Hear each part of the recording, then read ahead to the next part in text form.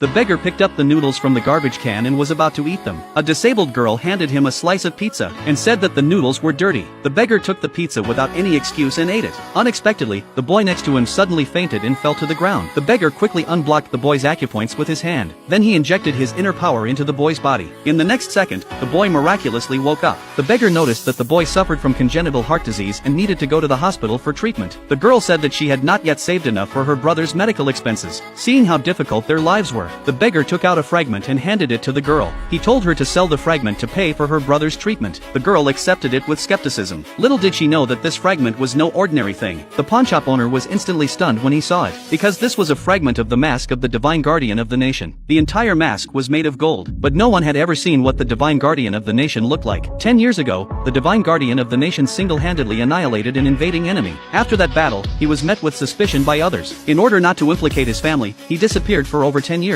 Until one day, 10 years later, the girl who was passing by formed a fateful bond with the divine guardian of the nation. It was precisely this fragment that brought him back into the public eye. The commander saw the fragment and immediately sent people to search for the divine guardian of the nation. The girl sold the fragment and then found out that it was actually worth $1 million.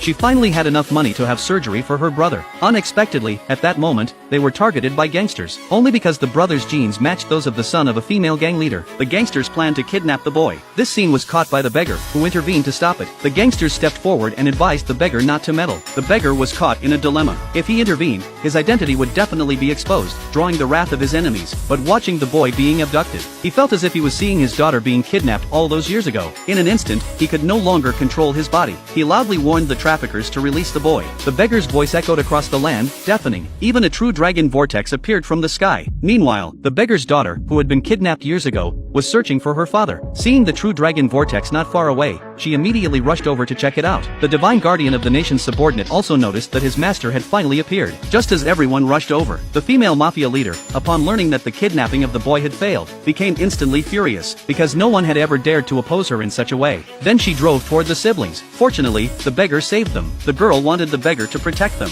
but the beggar told the girl to stay away from him, otherwise, they would all die. After saying that, the beggar turned and walked away. At that moment, the female mafia leader arrived with a group of thugs. They intended to abduct the siblings. However, the bystanders stepped forward to denounce them. In the next second, the female mafia leader pulled out gold bars, attempting to bribe the onlookers with money. Sure enough, once they saw the money, they ignored the little girl's plight. Seeing this, the female gang leader became extremely arrogant, believing that no one could come to rescue the siblings. Just as they were about to be taken away, the beggar spoke up again to stop them. The female mafia leader immediately ordered her thugs to teach the beggar a lesson. The beggar did not want to expose his identity for the time being. He took out a bag of fragments and gave them to the female mafia leader, hoping to settle the matter peacefully.